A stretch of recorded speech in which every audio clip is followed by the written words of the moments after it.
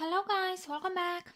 Today's video is about algae and how we can manage and what are the effects on algae on orchids, and especially we will discuss about this issue in the semi-hydro system.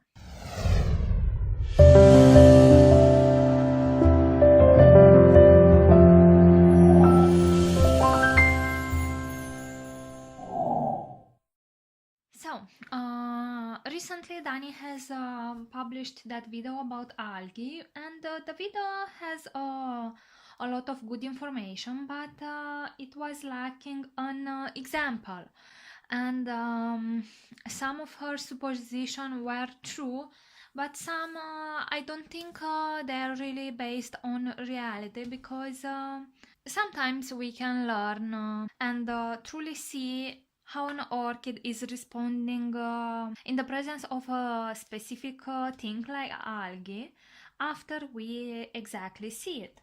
So here I have a phalaenopsis. This one is potted in a semi-hydro for over 3 years. I have never used any product to kill the algae, so they have done their usual cycle. They have built up after a period, and the algae will die off, and another one will build. Some build-up have been formed up inside this medium. So yeah, I wanted to take you along and actually show to you what are the effects on algae in the orchid pods, and if roots really die in the presence of algae, or if they suffer in any way. So we can see the orchid has great foliage. This leaf, which is the widest of this orchid, is still growing, and I seem to have a secondary spike here.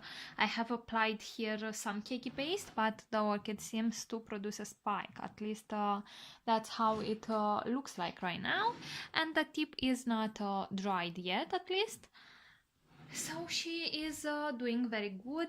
I can see I have a lot of roots inside the pot, but I'm not very sure. Also some growing root tips, I hope you can see, and I'm not very sure what is happening inside the medium, so we will see that. I have always seen some white deposits, but that is not mineral buildup.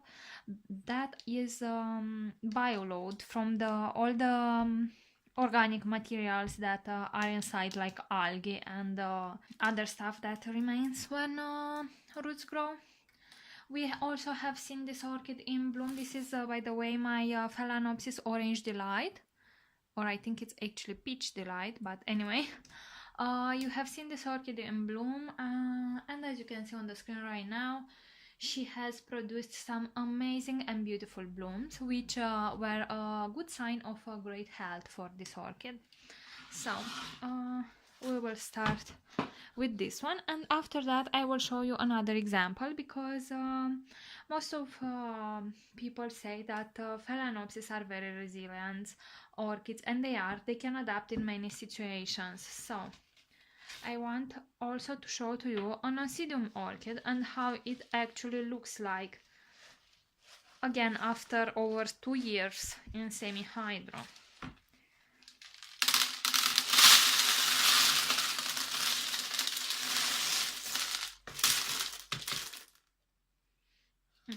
Okay, so we can see that on the walls of the pot we have some algae formations, but inside the medium itself there is none. So algae will only form on the outside wall of the or on the inside wall of the pot, but not inside the medium and in between the roots. The orchid looks pretty good to me. The roots are stiff. I can see some algae on the ones that were on the pot. Again, this is algae. This is a bit iffy for me. But overall it looks good. I have growing root tips.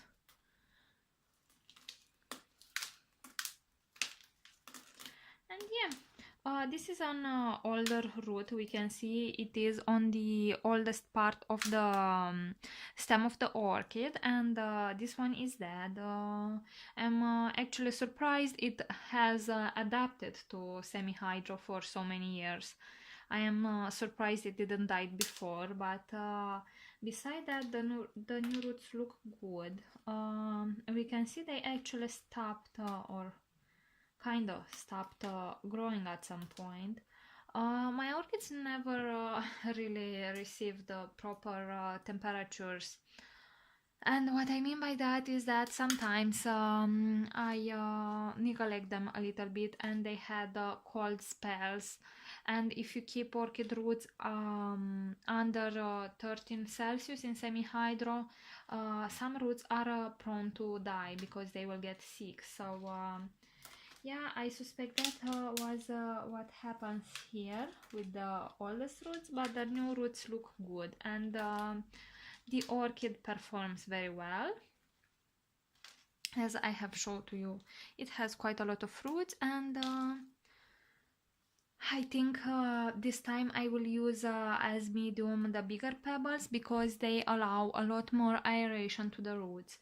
The smaller the pebbles, the less air they can trap in between them. So yeah, that is what I will do. I will clean a little bit this orchid.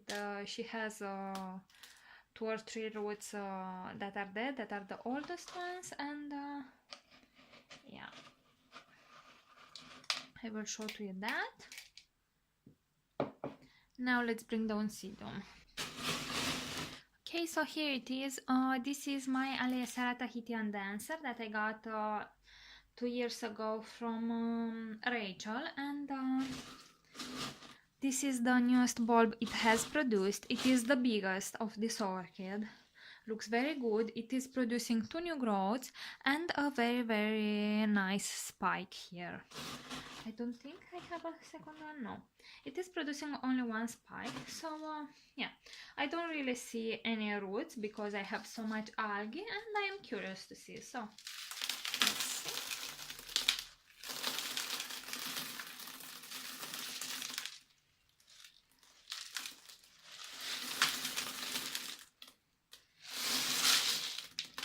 Again, we have algae formation on the pot, but not inside the medium, and a ton of roots.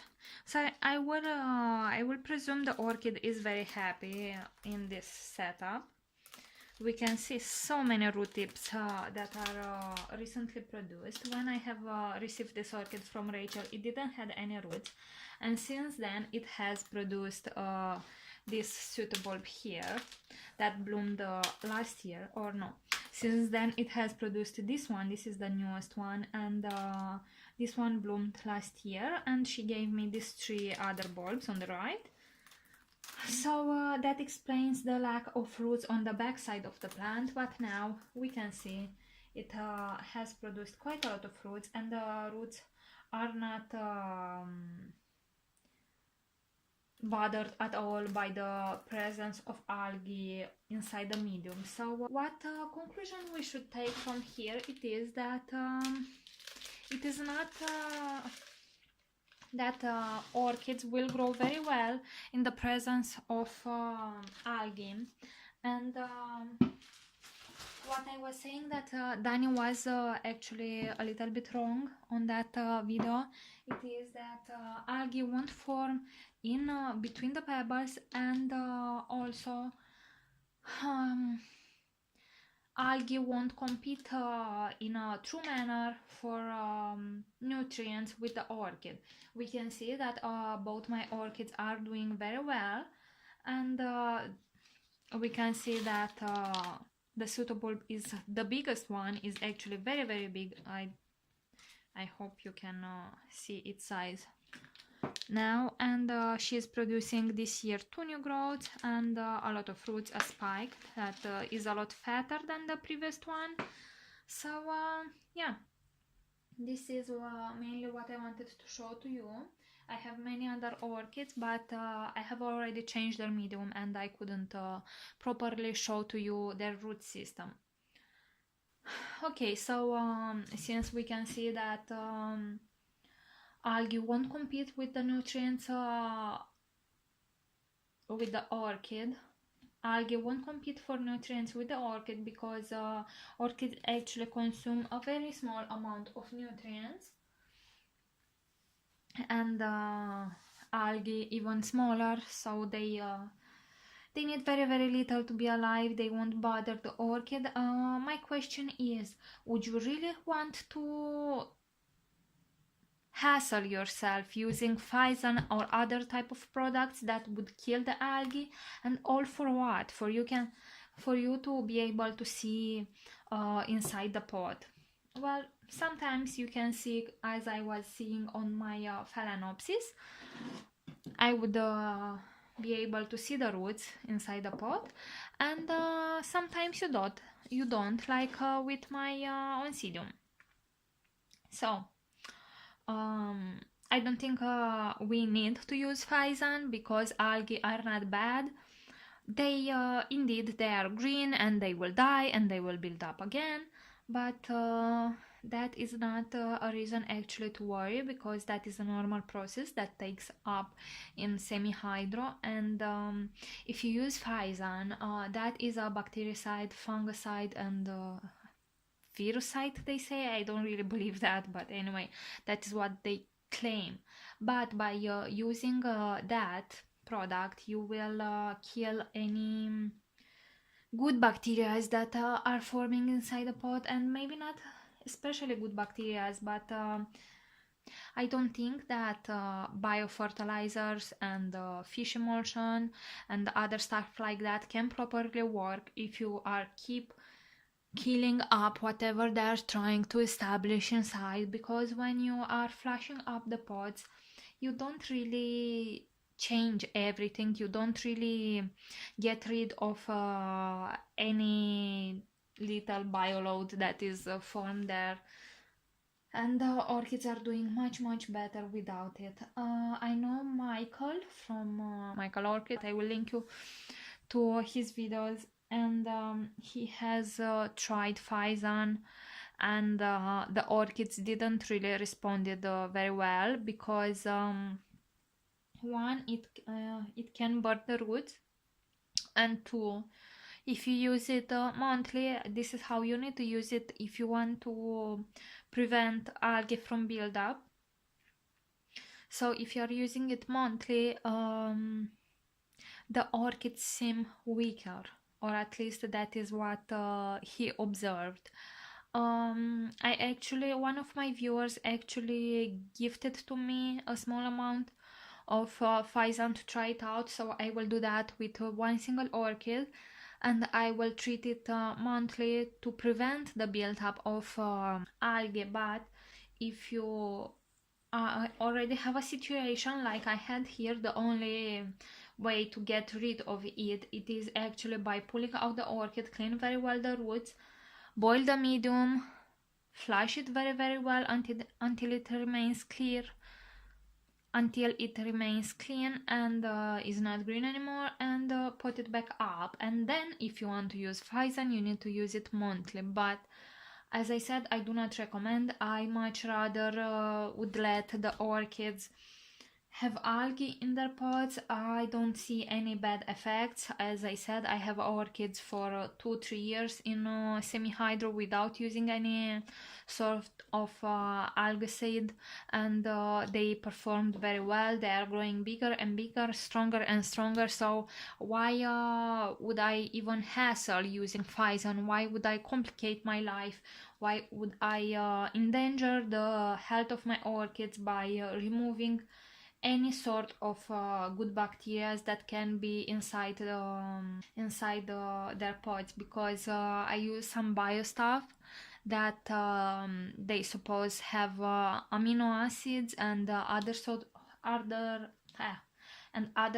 of stuff that help the orchid grow bigger and healthier, and by using Phison I would only kill that stuff. So yeah, this is my conclusion, this is my opinion, and I hope you can draw your own conclusions. I don't say listen to me or listen to Dani.